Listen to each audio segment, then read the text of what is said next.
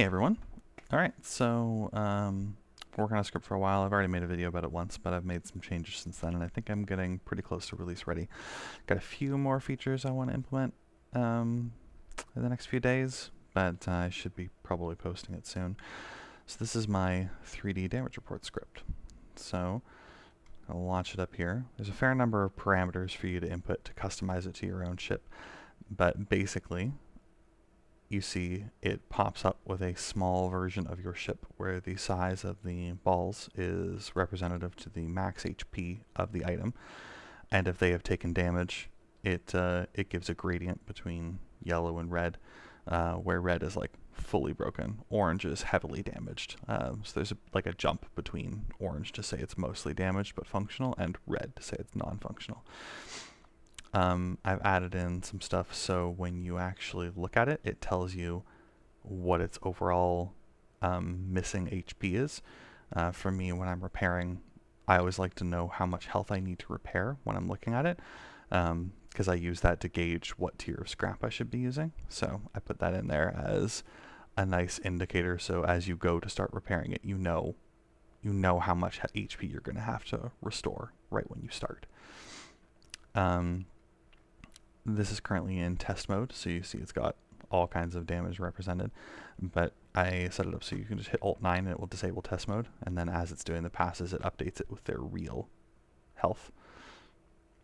So this is the actual ship as it stands. And now it's got a very cool feature where if you hit Alt-1, it actually expands out to map to exactly where all the items actually are. So you see there's a few orange things over here, and if I look in through the window I can see that, yep, that chair is damaged, the bench is damaged.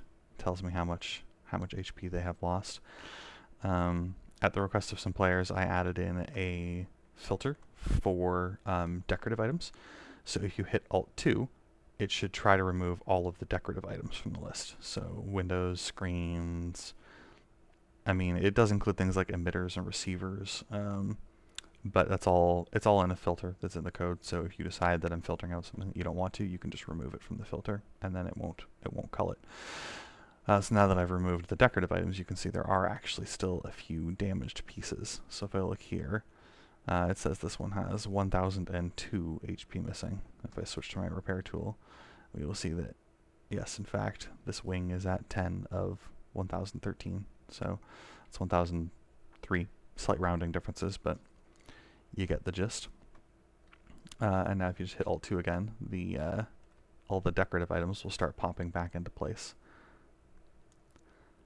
One of the things I'm planning on adding that isn't in there right now is something so that when you look at it, it tells you what the item is, because I ran into an issue when I was testing this, looking at it, that here I could see that something here is broken and missing 459 HP, but I don't know what it is. So I hit the repair tool and I can't seem to get at it. Looks like it's fully buried. Took me a minute to find it. It's actually tucked back in there. It's a sliding door. So when I hit this button, you'll see that the one door closes, but the other one does not, because it's broken. So yeah, I'll probably add in something so you can actually see the name of it. I'm thinking if you're looking at a damaged item, I'll probably also make it a toggle so that you can select it. Also right now, all of the variables are stored in the code. I want to actually push some of them out to a data bank because some things are different between ships, so you don't necessarily want to copy over all of your data. So like here, the miniature version, when I scale down, the location of it, that's all coded in. So it's coded in as internal like construct coordinates, XYZ in meters. So you see here, if I open it up and look at it, so the X is 0 because it's on the center line of the ship. The Y is negative 12.2 because it's 12.2 meters back from the center of the ship.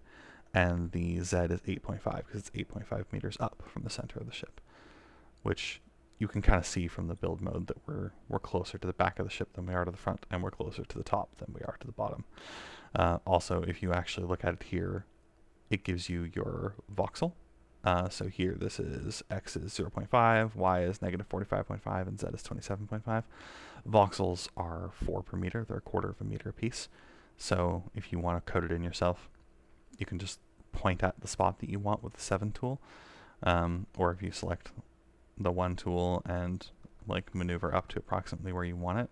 So somewhere around here is the center of the image.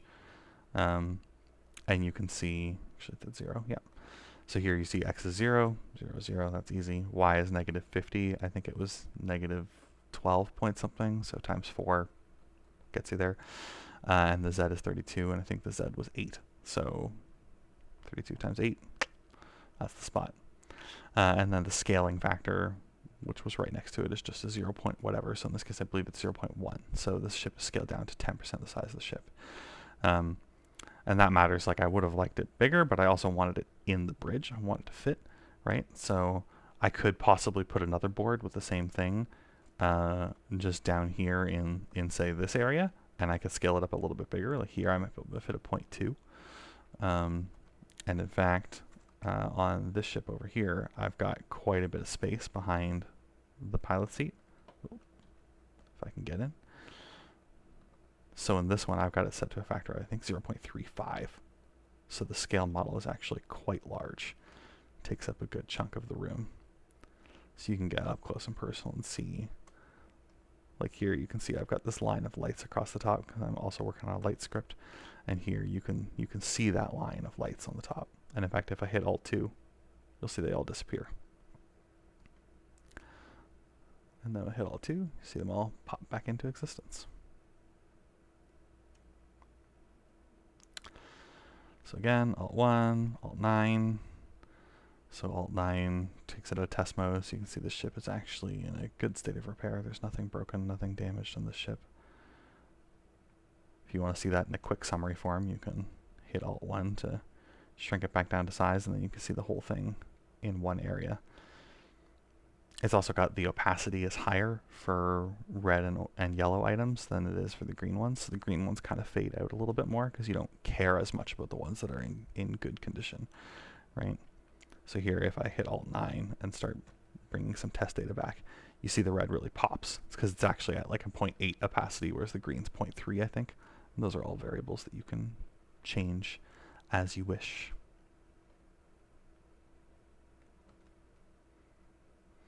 Yeah, so I think that's it. Just got a few more things I want to add in. The names, got database storage, all that stuff. And then it should be good to go shortly. So hope you enjoy and hope this is helpful for some people.